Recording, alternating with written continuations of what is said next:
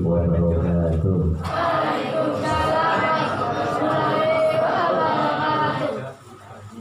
Alhamdulillahilladzi an'ama 'alaina bi ni'matil imani wal islam. Asyhadu an la ilaha illallah wahdahu la syarika lah wa asyhadu anna sayyidana wa nabiyyana Muhammadan abduhu wa rasuluh la nabiyya ba'dah. Allahumma shalli wa sallim wa barik wa karim ala sayyidina Muhammadin sayyidil anbiya wal mursalin wa ala alihi wa sahbihi ajma'in, amma ba'du. Hadratul mukarramin wal muhtaramin, para asatid yang saya hormati, ke arah dari depan. Pada kemana yang asatidnya?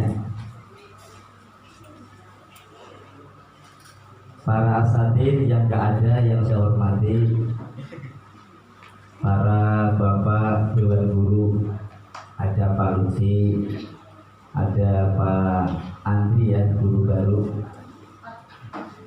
Mas Ade dan Mas Aji, Mbak Nada juga, anak-anakku sekalian, para santri putra dan santri putri yang dirahmati Allah Subhanahu wa Ta'ala, dan juga yang sama-sama kita hormati keluarga besar daripada Yayasan Islam Al-Fauzan Nusantara, yang semoga kita doakan senantiasa dilimpahkan rezekinya dan juga diberkahkan daripada keluarganya.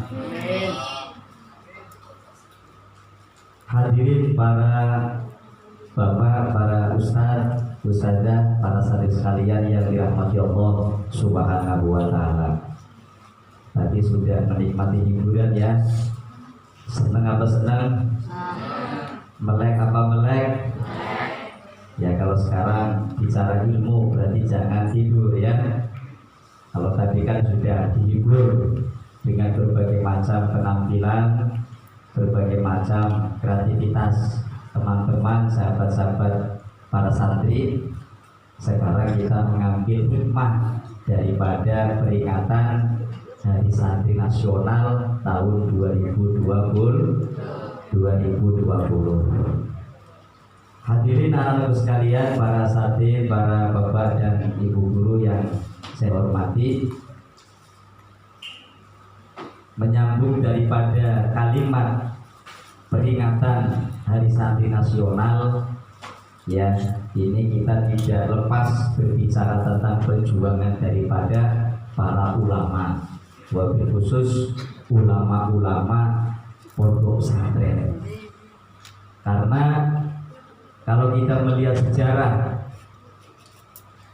semenjak penjajah, baik dari Portugis, kemudian Belanda, disusul juga dengan Jepang yang berabad-abad menjajah negara kita, dari dulu ulama-ulama kita, bahkan sebelum lahir ulama-ulama NU, ya, ada tokoh besar perjuangan kita yaitu Pangeran Diponegoro.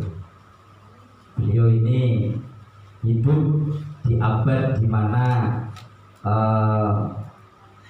Indonesia belum merdeka, masih jauh ya. Kemudian di abad daripada ulama-ulama pendiri Nahdlatul Ulama yang memasuki abad ke-20, meneruskan perjuangan daripada leluhur-leluhur sebelumnya atau para ulama ini.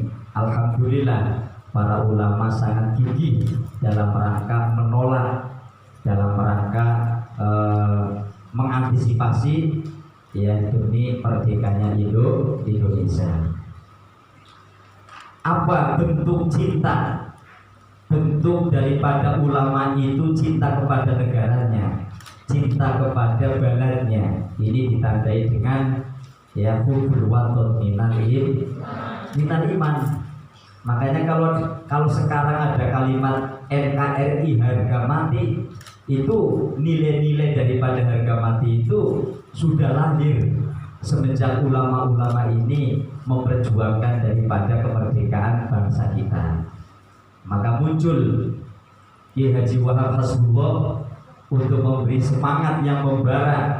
Ya, beliau menciptakan sebuah mars, sebuah lagu ya untuk memberikan semangat kepada para pemuda-pemuda, terutama kalangan santri, terutama kalangan generasi para ulama, yaitu Yalal Waton. Ya, makanya sekarang ini lagu Yalal Waton sudah menjadi tren nasional, bahkan wajib bagi santri itu hafal lagu itu, karena lagu itu merupakan lagu semangat perjuangan para ulama-ulama kita dalam rangka menumpas penjajah, menumpas daripada para penjajah kolonial yang masuk di negara Indonesia. Jadi dari dulu ulama gigih, anak-anak sekalian, ya, saking gigihnya para ulama kemudian ya dalam ilmu manajemen pendidikan dikatakan kalau Ki Haji Hasyim Asy'ari ini sangat non kooperatif. Dia itu nggak mau kerjasama sama sekali dengan penjajah.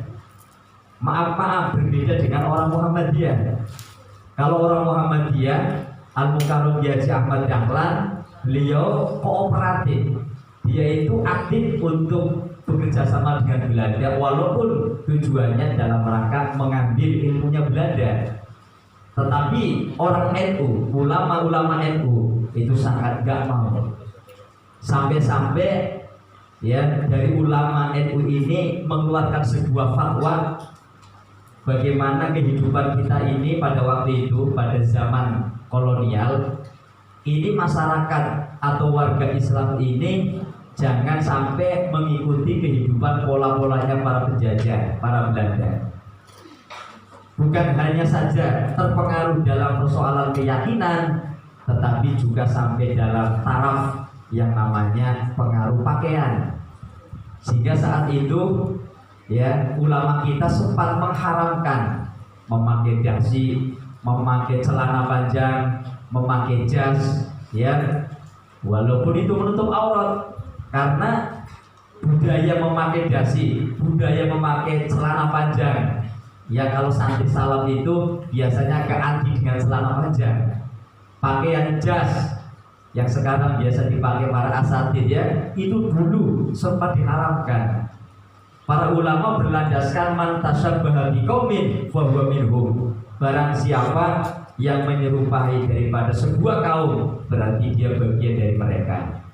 Nah, mereka itu kan orang-orang Belanda ya, memakai jas, memakai dasi, memakai celana panjang. Nah, cuman sekarang bagaimana Pak? Ya sekarang ya hukumnya berubah lagi.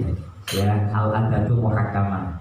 Nah, jadi seperti itu. Ya, ini bentuk kegigihan para ulama-ulama kita dalam rangka mempertahankan hubbul waton minal iman, cinta kepada negara, cinta kepada bangsa, alhamdulillah sehingga merdeka. Kemudian lahirnya kok kenapa pesantren-pesantren rata-rata bukan di daerah perkotaan. Pesantren-pesantren justru berada di kampung-kampung yang jauh dari perkotaan. Yaitu salah satunya dalam rangka non kooperatif, dalam rangka jauh dari kolonial, dari penjajah, maka para ulama mendirikan pesantren-pesantren sebagai lembaga untuk pengkaderan, sebagai lembaga untuk mendidik para santri agar menjadi patriotisme, menjadi nasionalisme yang tinggi, ya, supaya negara-negara ini benar-benar merdeka.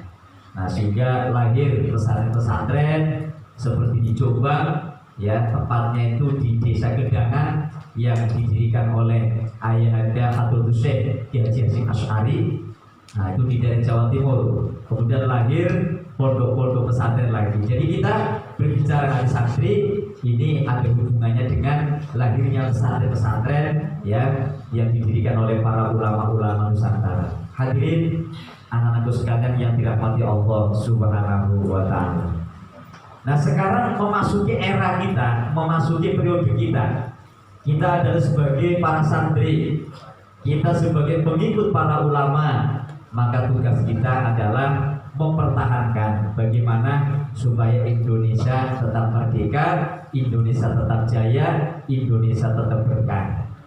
Nah, sebagai santri tugasnya adalah belajar, tugasnya adalah kita mempelajari atau ngaji supaya kita menjadi orang-orang yang kuat imannya, kuat ilmunya. Kata Nabi, kun aliman au muta'alliman au mustami'an wala takun robian. Jadilah kalian, jadilah kamu orang yang alim. Orang yang alim itu punya ilmu. Santri-santri sudah merasa alim apa enggak? Nah, kalau belum merasa alim, maka kata Nabi au muta'alliman, jadilah orang yang mau belajar. Nah, kalau alim belum, berarti muta'alliman. Alim belum, belajar kagak mau, au mustami'an, minimal mau mendengarkan fatwa-fatwanya, nasihat-nasihat para ulama. Nah, itu biasanya jimbing orang-orang bapak ibu kita yang ngajinya di musola, yang di masjid-masjid, di majelis taklim, itu biasa jimbing ngaji kuping. Tapi insya Allah yang masuk surga bukan hanya kupingnya saja ya, semuanya masuk surga. Nah, kata Nabi wala takun robian, janganlah kalian menjadi orang yang keempat. Orang yang keempat ini laisa aliman, walaisa muta'aliman, walaisa mustami'an. Jadi orang alim kagak, jadi orang yang mau belajar gak mau, mendengarkan nasihat ulama kagak mau. Nah, ini kata Nabi, nah ini orang yang bakalan sesat, orang yang bakalan tidak mendapatkan surganya Allah Subhanahu wa ta'ala. Jadi kita disuruh belajar. Hadirin para santri yang dirahmati Allah Subhanahu wa ta'ala, ya, kata Imam Syafi'i, thalabul ilmi afdhulu minan nafilah. Yang namanya mencari ilmu nih, ini makolanya Imam Syafi'i ya, orang ngaji, orang belajar, ya, mengkaji ilmu-ilmu agama, ya, terutama ilmu agama. Nah, ilmu umum pendukungnya. Ini kata Imam Syafi'i afdhulu minan nafilah. Jadi kalian di sini pesantren pada ngaji, pada belajar, itu pahalanya mengalahkan daripada sholat sunnah. Dalam hadisnya dikatakan duduk 1 jam, ya, itu bisa mengalahkan pahalanya orang sholat sunnah 1000 rakaat. Nah, besok ketika kalian jadi orang alim, maka kalian jadi orang yang mulia. Orang alim itu orang yang bobotnya itu, ya, bobotnya itu mulia dalam pandangan Allah Subhanahu wa ta'ala maupun dalam pandangan manusia. Nah, kita jangan membiarkan diri jadi orang awam. Kita harus belajar agama, belajar ilmu syariat. Bandingannya begini, mbak-mbak, mas-mas ya. Nabi mengatakan lagi yang diwajib hadisnya oleh Imam Abu Darda, bahwa mautu alfi abidin qaimil laili wa shaimin nahari. Ya, saya ulang. Mautu alfi abidin qaimil laili wa shaimin nahari ahwanu min alimin, ya, min alimin bihalalillah wa biharamihi. Jadi matinya orang awam tapi dia ibadah. Orang awam tapi ahli ibadah. Bukan sekedar ahli ibadah, tapi qaimil laili. Setiap malam dia sholat tahajud, sholat hajat, ya kan? Kemudian shaimin nahar, di siang harinya dia puasa, ya. Sudah ahli ibadah, kemudian sholat malamnya rajin, ya. Kemudian di siang hari rajin puasa, itu nilainya dibanding dengan orang alim, ya. Kata Allah itu, kata Nabi, ahwanu, lebih enteng daripada satu orang alim yang ngerti halalnya Allah, maksudnya hukum-hukumnya Allah, dan juga hukum halal maupun hukum haramnya Allah Subhanahu wa ta'ala. Jadi kalau kita jadi orang alim nih, ya, ini bobotnya dibanding dengan orang yang ahli ibadah, orang yang ahli sholat, orang yang ahli puasa, ini gak ada apa-apanya. 1000 orang ahli ibadah, satu orang yang ngerti ilmunya Allah Subhanahu wa ta'ala. Maka semangatlah para santri ya untuk belajar ilmu ya, supaya kita benar-benar menjadi orang yang berkualitas ya, berkualitas hidup di dunia maupun berkualitas hidup di alam akhirat. Allahumma amin ya rabbal alamin.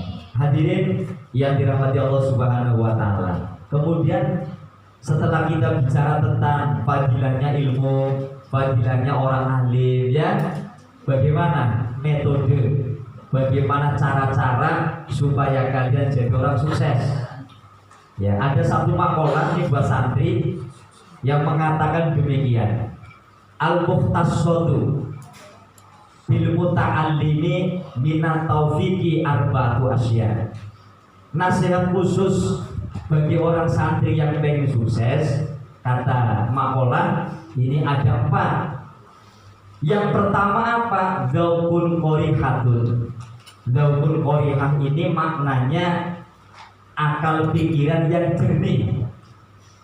Maksudnya apa? Adik-adik sekalian, kalau kita pengen sukses ya, jadi santri yang sukses, yang pertama harus memiliki zaukun qorihah. Apa itu? Zaukun qorihah. Apa abdi maknanya ini? Ya, abdi ngantuk. Oh, abdi ini siapa yang biru itu? Bajunya sama ya, sama-sama biru. Nah, zaukun qorihah, si Rehan ya, apa Pian? Oh, Farhan. Ya, Farhan yang tadi ngaji ya. Ya, ini Farhan. Zaukun qorihah, pikiran yang jernih, Mbak Irna. Kalau lagi nyari ilmu, pikirannya jangan kemana-mana. Gak usah mikirin besok saya kawin dapat Mas Tony atau yang lain, gak usah. Ya. Nah, jadi kalau lagi nyari ilmu, fokus kepada ilmu.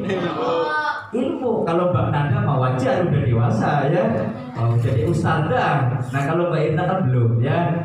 Makanya zaukun qorihah, pikirannya fokus. Apalagi Ibrahim ya, masih tertawa kesana kesini. Nah, ini. Jadi harus fokus. Pikiran kita jernih, pikiran kita fokus, insya Allah sukses. Ya, amin ya rabbal alamin. Nah, zaukun qorihah yang pertama. Yang kedua apa? Mas-mas dan mbak-mbak, kalau kita pengen sukses adalah harus memiliki tabiatun shahihah. Tabiatun shahihah maknanya watak karakter yang sehat. Maksudnya apa? Kalau kita jadi santri pengen sukses, maka kita harus punya perilaku, karakter, sikap yang baik. Jangan jadi santri nolongan. Ini kan gak beres ya kan? Bentar-bentar ada duit hilang 50, bentar-bentar duit hilang 100. Betul apa betul? Jadi tabiatnya belum beres. Nah, mau berhasil bagaimana? Ya. Nah, kalau yang merasa pernah ngambil uang, tobat nasuha ya. Jangan tobat sambal. Masalahnya gak ada yang ngaku, Mbak Nada ya. Nah, ini repotnya begitu. Nah, ini kalau tukang nyolong, tukang nyuri, ya naudzubillah min dzalik, sulit akan jadi orang sukses. Betul atau betul? Nah, kata ulama dengan makolahnya tabiatun shahihah, harus memiliki tabiat, karakter, sikap yang baik, perilaku yang baik. Oh ya, ini yang keberapa? Yang kedua. Nomor 1 masih lupa apa ingat?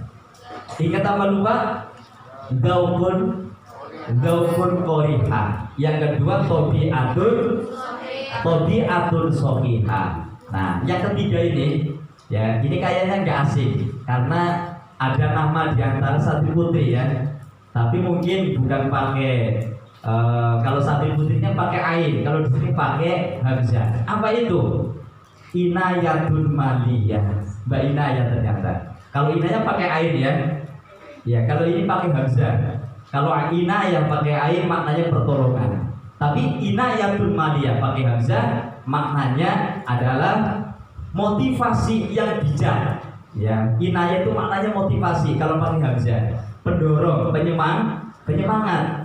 Maksudnya jadi seorang santri kalau pengen sukses, maka harus apa? Punya inayatun maliyah, semangat yang tinggi, motivasi yang tinggi. Jangan jadi santri turu baik. Jadi santri tidur baik, nggak pernah ngaji, males belajar. Lah bagaimana mau sukses? Ya Pak Andri ya, nih Pak Andri orang yang semangat ya. Oh jadi malam-malam aja sama Pak Lutfi itu bisa dicontoh ya. Insya Allah mudah-mudahan dapat istri yang solihah semuanya. Amin ya Rabbal alamin. Barokah rezekinya, barokah umurnya. Ya. Jadi kembali bahwa santri yang ingin sukses harus punya semangat yang tinggi, semangat yang bijak. Ya Pak Hamzah, inayatun maliyah. Itu yang ketiga. Nah yang terakhir, yang keempat, ya metode atau strategi agar kalian sebagai santri menjadi santri yang sukses adalah apa?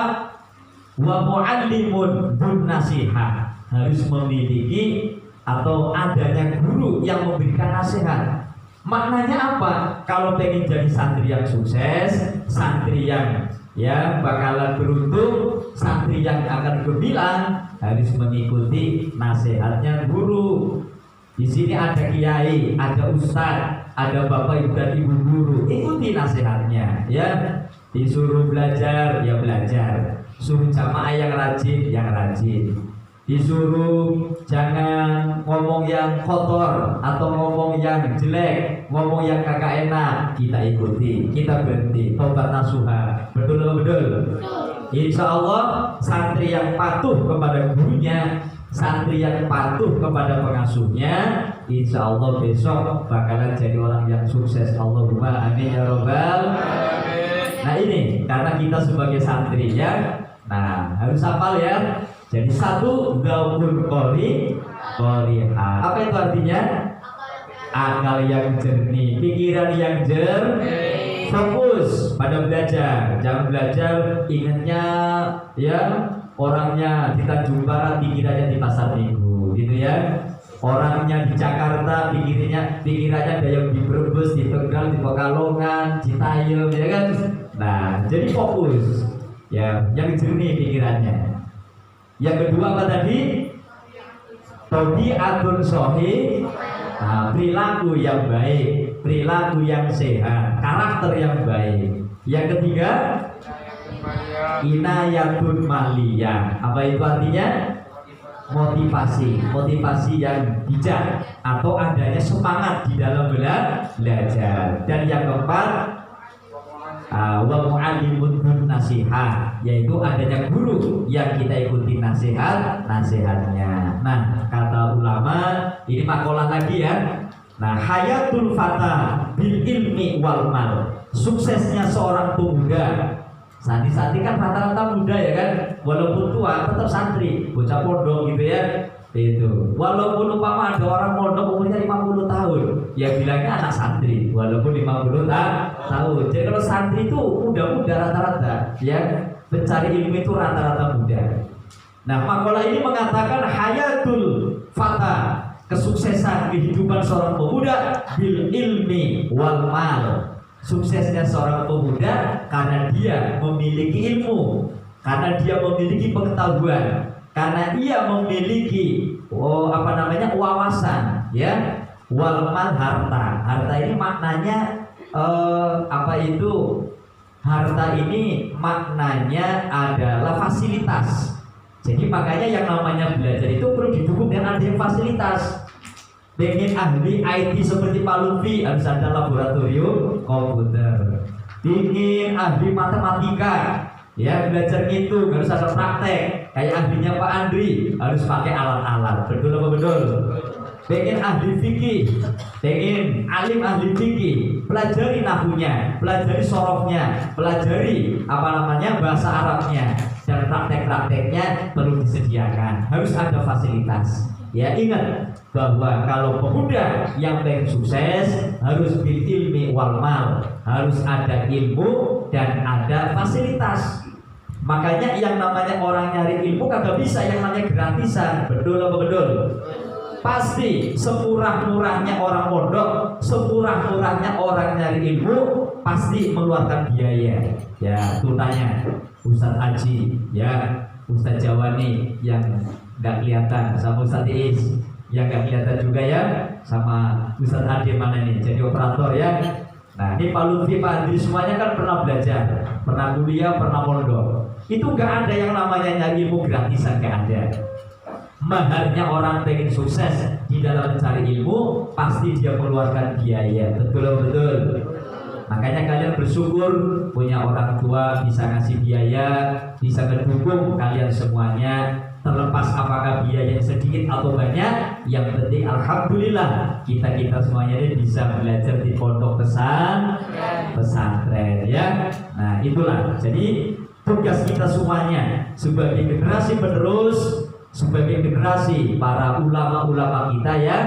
Nah supaya kehidupan kita tentunya kan kita semua pengen sukses ya, semuanya pengen sukses. Makanya kita harus menjadi pemuda yang tangguh, menjadi pemuda yang semangat di dalam mencari ilmu. Gak usah khawatir kalau kalian sudah sukses ilmunya ya. Allah gak pernah bohong kan? Kanjeng Nabi gak pernah bohong, janjinya sudah ada. Ayat sudah yang populer di kalian semuanya, yang biasa dibaca ya. Gimana itu ayatnya? Ya fa'illahul ladina amanu minkum walladzina utul ilma darajat. Nih, Pak Kiai dulu hidupnya di kampung. Saya sedaerah dengan Pak Andri Tegal, saya Brebes. Saya hidup di desa. Saya nggak pernah menyangka akan menjadi khotib di masjid, di mana masjid itu di sampingnya Monas, Pak Andri ya. Saya orang kampung ya kan. Tapi dengan ilmunya, maka Allah bisa menerbangkan saya dari kampung ya Pak Lutfi ya, sampai ke Jakarta. Itu kalau bukan yarfa'ilahul ladina amanu minkum nggak bisa. Betul apa betul? Betul apa benar? Betul. Dengan ilmu kita akan terbang ya, dengan ilmu. Bahkan maaf, saya dulu hidup di kampung ya. Saya bukan orang dari orang tuanya yang hartanya banyak, tapi Pak Kiai gigih di dalam mencari ilmu. Sambil nyari ilmu, sambil nyari duit. Kayak Mas Tony ya, kuliah sambil nyari duit ya kan? Nah gitu. Nah saya yang namanya nyari duit dari dulu pada waktu belajar mbak-mbak, mas-mas ya, itu bukan sesuatu yang bagi saya itu asing, tidak. Tapi dengan kegigihannya itu ya, mungkin dulu pada waktu di kampung nggak pernah punya bayangan bisa lihat luar negeri. Nyatanya sekarang kan udah umroh kan, sudah tahu Mekah, sudah tahu Madinah, kan luar negeri. Betul apa betul? Nah itu karena ilmu anak-anak ya. Makanya kalian kalau pengen sukses, cari ilmu ya, yang sesemangat mungkin, cita-citanya setinggi langit ya, terutama ilmu. Karena dengan ilmu maka insya Allah kita ini ya, ada hal-hal yang tidak disangka-sangka, kita ini bisa dimuliakan Allah Subhanahu wa ta'ala ya. Jadi kalau saya bicara contoh-contoh sukses, mungkin contohnya sederhana saja. Saya nggak perlu nyontoh orang lain, walaupun saya sering baca buku, baca kitab sejarah orang-orang sukses. Tapi saya juga bersyukur dulu ketika saya masih S1, saya S1 sambil jualan, saya S1 sambil kerja ya. Ketika mondok juga sambil nyari duit. Alhamdulillah tamat aliyah diniyah, mengabdi ngajar di pesantren 3 tahun sambil kuliah. Dan waktu itu saya punya bayangan kapan saya bisa S2 ya. Tapi saya yakin tanpa saya megang duit ternyata bisa ya kuliah S2 satu kampus dengan Pak Andri, UIN Sayyid Hidayatullah Jakarta. Dan saya sekarang S2 lagi, ngambil Mahat Ali S2 Mas Haji, sudah diterima sebagai mahasiswa S2 jurusan fikih usul fikih ya. Nah sudah S2 lagi ya, S2 saya di UIN, saya ngambil pendidikan Islam. Kalau sekarang khusus kitab Pak Andri ya, fikih usul fikih ya. Nah saya kuliah lagi, tapi agak cerita-cerita sama kalian ya. Saya semangat di dalam tolabul ilmi. Buat apa kok Pak Kiai nyari ilmu terus? Iya, ngecek kitabnya kan gitu. Kalau saya ngajar kalian kan kekuatannya at-tadhib at-tadhib, kitab kecil ya. Ngajar lagi apa? Jurumiyah kecil-kecilan. Lah kalau Mahat alias 2 kan enggak, kitabnya gemuk-gemuk ya kan. Kitabnya gemuk-gemuk segini ya, bahasa Arabnya harus ahli. Nah kemarin tes, yang ngetes saya anak-anak muda, ya S1 mau lulus gitu ya, yang mohon maaf Pak ini hanya ngikutin prosedur saja gitu ya, saya disuruh baca kitab, ya baca kitab. Alhamdulillah lulus, minggu depan mungkin sudah mulai belajar. Satu minggu cuma 2 kali hari libur, ya ngecas ilmunya. Nah jadi itulah anak-anak sekalian ya. Nah jadi dengan ilmu insya Allah jadi orang mulia. Amin ya robbal alamin. Dulu ulama-ulama kita perang, ya kalau orang-orang santrinya bawa senjata, bawa beruji, tapi para ulamanya cukup dengan doa, ya dengan zikir, memberi semangat kepada para pemuda, para santri. Alhamdulillah dengan jasa-jasa para ulama Indonesia merdeka, dan ini diakui oleh tokoh nasionalis seperti Pak Karno, seperti Bung Hatta mengakui ya. Jadi lahirnya tanggal 10 November dijadikan sebagai peringatan Hari Pahlawan. Ini embrionya dari semangat 22 Oktober. Jadi tanggal 22 Oktober itu tanggal 10 November itu terjadi perang besar-besaran di Surabaya. Yang waktu itu ada golongan non santri tapi dia mau ngikutin nasihatnya Kiai. Siapa? Tidak asing di telinga kita, beliau adalah Bung Tomo. Pernah dengar yang namanya Bung Tomo? Ya, di SD kayak udah dikenalkan ya. Nah, arek-arek Surabaya, ya kan? Nah, Bung Tomo ini adalah salah seorang pemuda yang taat kepada Kiai dan dia semangat untuk menumpas penjajah. Indonesia sudah merdeka, mereka datang lagi, ya kan? Ini kan ya, masya Allah Kiai marah akhirnya. Nah, begitu. Nah, mungkin demikian saja. Itu yang bisa kita ambil hikmah pada malam ini supaya nggak kemalaman, karena dengar-dengar nanti ada makan tumpeng gitu ya. Supaya ada rasa sedapnya kan ya. Kalau kemalaman nggak enak, udah mau tidur makan, apalagi Pak Nada yang lagi mau diet kan nggak mau kan ya itu. Nah jadi mumpung masih belum jam 12 ya. Nah jadi kita berharap mudah-mudahan dengan peringatan Hari Santri Nasional ini, santri-santri semangat belajar Allahumma amin. Semangat berjuang Allahumma amin. Santri putra santri putri ya, kuncinya orang mau sukses, satu harus semangat, yang kedua ikuti aturan dan nasihat guru, fokus ya di dalam berpikir, ya perilakunya yang baik, ya gaukun qoriha wa tabi'atun shahihah wa inayatun maliyah. Yang terakhir adalah wa mu'allimun dun nasiha. Nah itu diingatkan 4 perkara itu agar menjadi pemuda santri yang sukses. Allahumma amin ya robbal alamin. Kiranya kurang bijak kalau Pak Kiai terlalu panjang lebar. Tadi sudah dihibur dengan berbagai macam pementasan ya, dan kita semangat kembali untuk belajar dan belajar, ngaji dan ngaji supaya menjadi orang yang sukses, mendapat ridho Allah Subhanahu wa taala, menjadi kebanggaan daripada orang tua kalian semuanya, orang tua para guru dan orang tua orang tua mertua begitu ya. Kan kalian nanti bakalan orang tuanya 3, Lukman ya. Bapaknya Lukman nanti bakalan 3. Sekarang bapak kamu berapa man? 1 ya. Nah, belum punya istri jadi masih 1 berarti ya. Nah besok kalau sudah nikah bapaknya jadi 3. Nah sekarang 2 bapaknya ya.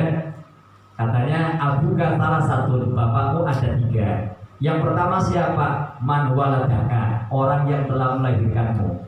Yang kedua siapa? Man zawwajaka bintahu, orang yang menikahkan anak perempuannya untuk kamu, ya kan? Nah itu jadi orang tuamu. Dan yang ketiga adalah man, ya, man 'allamaka walau biharfin wa huwa afdalu minhuma. Yang ketiga adalah orang yang mengajarkan ilmu kepada kalian, yaitu gurumu. Dan kata ulama bahwa wa huwa afdalu minhuma, yang namanya guru itu jika dilihat dari segi nilainya itu lebih utama daripada kedua orang tuamu. Ya, jadi guru mengalahkan kemuliaannya dengan orang tua kita sendiri. Seorang guru mengalahkan kepada mertua kita yang memberikan pasangan hidup kita. Jadi pada intinya bahwa guru itu lebih mulia dibanding daripada orang tua kita. walau biharfin, walaupun guru itu mengajarkan satu huruf. Masya Allah ya, betul apa betul? Makanya kalau kita hormat kepada guru memang sudah sewajibnya, selayaknya, walaupun orang itu mengajarkan kita kepada satu huruf ya. Mama Yakub ngajarin ilmu sama si Muhadi harus hormat sama Mas Yakub ya. Nah, jadi makanya di sini kan saling menghormati. Kakak-kakak kelas kan jadi gurunya kalian semuanya yang ada di kelas. Jadi makanya saling menghormati. Walaupun satu huruf itu termasuk guru kita. Kita nggak boleh meremehkan semua itu. Jadi bapak kita bakalan berapa? 3. Sekarang sudah punya berapa? Iya, yaitu man waladaka dan man 'allamaka walau biharfin. Yang pertama orang tua yang melahirkan kita dan orang tua yang mendidik, memberikan ilmu kepada kita. Nah, nanti 15 tahun yang akan datang, maka Ibrahim akan mendapat man zawwajaka bintahu, ya kan? Orang yang akan menikahkan kepada kamu dengan anak perempuannya, itu Ibrahim ya. Nah, dan itu semua harus dihormati. Nah, ini bapak-bapak guru ini termasuk orang tua kalian, yaitu man alamaka walau biharfi. Ila guna awalan, fa insyaallah nalhaqi nabi waqtin akhir. Kita tutup. Ini langsung doa atau ada lagi? Mas MC langsung doa. Ya, kalau sudah doa saya tutup dengan doa. Atau ada lagi? Oh, ada lagi. Baik. Terima kasih perhatian para santri, anak-anakku sekalian, bapak dan ibu guru, para asatidz, asatidah yang dimuliakan Allah Subhanahu wa taala. Dari saya sekian, bila mana ada perkataan ya yang khilaf mungkin dari Pak Kiai sendiri, dan apabila ada sebuah kebenaran datangnya semata-mata dari Allah Subhanahu wa taala. Wallahu muwaffiq ila aqwamit thoriq, ihdinas siratal mustaqim. Wassalamualaikum warahmatullahi wabarakatuh.